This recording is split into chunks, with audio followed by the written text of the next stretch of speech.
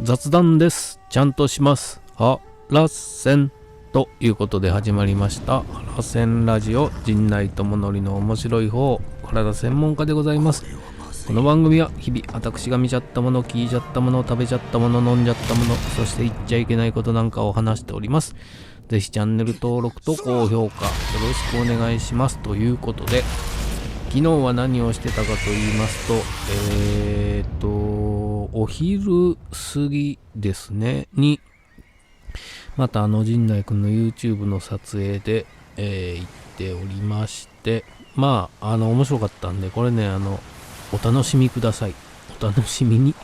してくださいとかまだまだ言えませんが、いやー面白かったですね。でその後夜あれですよ、三股又蔵さんの単独イベント雷雨決行がありまして、それに行っておりました。いやもう本当面白かったですね。エピソードトークというかね、三股さんのこれまでのいろんなお話をされるんですが、まあ本当に面白かったですね。いろいろホワイトボードにいろいろね、こうタイトルが書いてあって、あの話この話みたいなのを次々としていくんですけども、いや面白かったですよ。本当になんていうんですかね、面白い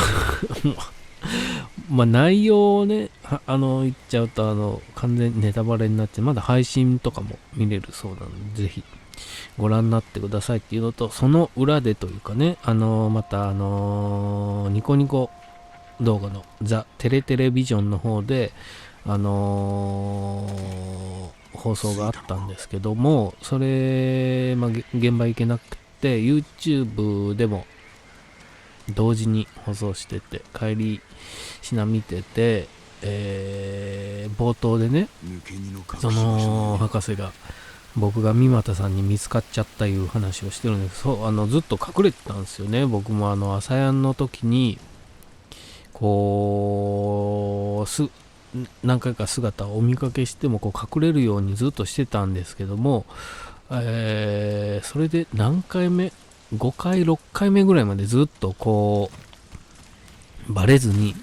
入れたんですけども、ズームで打ち合わせをするっていう時にこう三股さんが入ってきた時に顔がバレちゃって、見つけたよね、やっと見つけたよって言われちゃって、もう見つかっちゃったんですよね。それでオープニングを作ることになって、昨日はそっちに行ってたみたいな話をされてましたね。そうなんですよ、見つかっちゃったんですよね。でもいろいろ本当に面白かったんで、ぜひ配信でもご覧になっていただければなと思いますね。そんなことをしておりました。で見ましたですわ。来世ではちゃんとします2ね。これ前回というか1の方も非常に楽しくというか、なんていうんですかね、見ておりましたけども、あんなこと出会いたいよなって思う男は必ずというか、もう誰しもがそう思っているんじゃないですかねっていうような話なんですけど、あれですよ、第4話ですか。小畑のお兄さんがいい君としてね、出てくるんですけどこれがね、芝居がうまいというかね、本当にね、器用というか上手ですよね。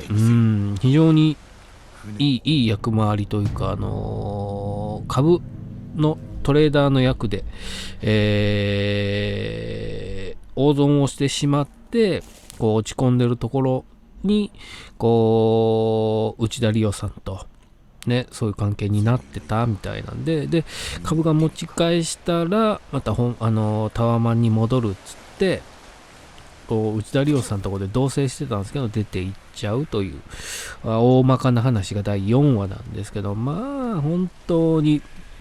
なんていうんですか、その後もね、あっち行ったりこっち行ったりするんですけど、内田理央さんがね、それがまたね、見ていると、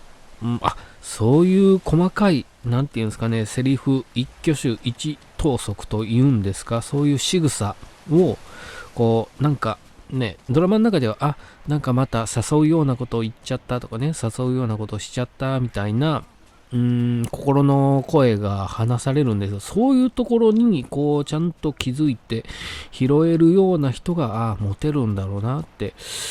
ね、こういうドラマを見て思いますよ。ただね、それをこう、過剰にね、もしかしてと思って、何の脈もないのに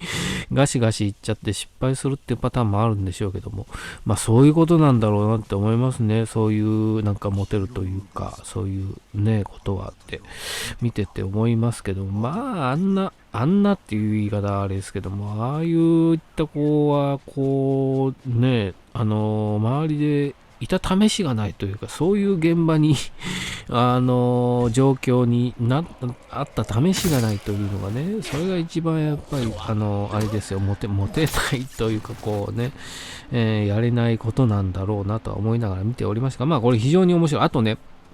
あれです、全裸監督に出ているラグビーってね、がたいのいい人がずっと出てるでしょ。ラグビーがね、また面白いんですよね。すごいラグビー然としているというかね、お前も、インコをね、拾ってきたインコをこう返したくないみたいなんで、でも電話番号を喋ったから返さなくちゃいけないみたいなところがあって、で、内田理央さんが気づいて、その番号じゃあ私がかけますっつってかけたら、使われてない番号でしたって嘘を言うんですけども、で、お前もちゃんとしろよっつってラグビーが、言う、ね、そのインコ可愛がってた人にね、こういうシーンがあって、お前もちゃんとしろよっつって腹ポンってどつくんですけど、それがもうね、それだけで、こう、ラグビーってあれだ、全裸監督の役名だけど、そのラグビーの、なんていうんですかね、人となりが、そのね、腹をどつくってね、ちゃんとしろよっつってどつくって、あれだけで表してるっていうのは、こう、ね、あれは、ね、とがきに書いてあったのか、ラグビー本人がこういう、ね、役作りの中でこうした方がいいんじゃないかって見つけたのか、どっちなのか分かりませんけど、ワンパンあるだけでね、ぐっとそのラグビー像がね、立体的に見えますよね。っていうのがなんか、素晴らしいなというかね、見てて思いました。が、来世ではちゃんとします。2、1も本当に面白かったんですが、2も非常に面白いし、憧れですよね。ああいう人というかね、そばにいてくれるといいなっていう感じは男のね、夢ですわっていうのを見てて思いましたね。来世ではちゃんとします2ね。これまだ4話目でしょ。もうちょっとあるんでね、楽しみに見ていきたいかなと。もうオープニングのね、歌ってるシーンとかめっちゃかっこいいんですよね。なんで、ね、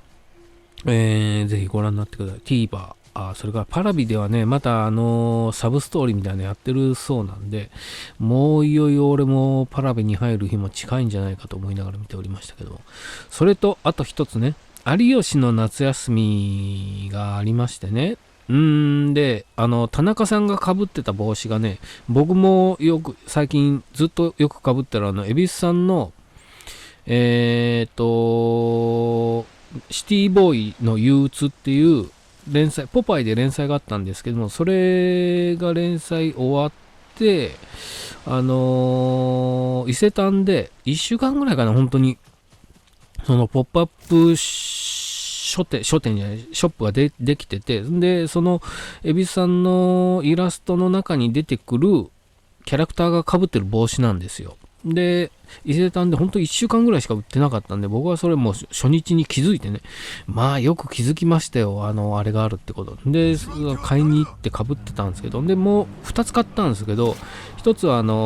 井上咲楽ちゃんがね、蛭子さん大好きだっつんで、じゃあ1個あげますよっつってプレゼントしたんですけども、その僕の青い方と緑の方と買って、緑の方はさくらちゃんがプレゼントしたんですけども、その青い方田中さんもかぶってて、ね、よくあんなね販売期間短いやつを田中さんが買ったのかスタイリストさんがね見つけてきたのかわかんないですけど、よく見つけてきて、まあ T って書いてるんでね、田中さんでいいなと思いながら、だから有吉の夏休みの印象はそれしかなかったですけど、まあねメルルがめっちゃ可愛くて、そこでそれに振られてる田中さんもめっちゃ面白くて、振られた後ね逆恨みするっていうパターンも健在でしたんで、そちらもご覧になってくださいといったところですかね。はい、そんなところです。帽子は本当にねメルカリで売ってるかなと思ったら7000円で落札されてましたけど、もうちょっと値段いくんじゃ、もともと高いんでね、伊勢丹で売ってたんで、まあ良心的な値段ですよ。7000円だったらね。だから僕も2万円ぐらい出しとこうかなと思いながら見ておりましたと。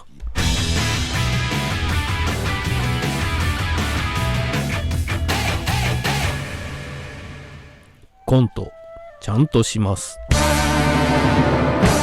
うど時間となりますね。あんまりちゃんとしませんからね、僕自身もね思いながら見ておりましたが、まあいろいろ三股さんの配信のやつとかね、あとザ・テレテレビジョン、あれは本当に非常に面白い、非常に面白いというかね、なんて言ったらいいんだろうな、なんて言ったらいいんだろう、まあおじさんの話なんですけど、昨日の回はね、そのテリーさんの弟子たちというかね、いう話で、島津さんっていう作家の方が出てたんですけど、島津さんのね、過去を知らなかったんですけど、あれを見たらもう非常に面白い、人生を歩んできている方なんで、まあそういう人がやっぱ集まりますよ。そういう変わった人というか面白い人というかね、みたいな話がされておりましたんで、まあご覧になってくださいといったところで、ね、あとね、あとっていうか、このね、本当にチャンネル登録と高評価を本当にお願いしますといったところです。はい。ありがとうございました。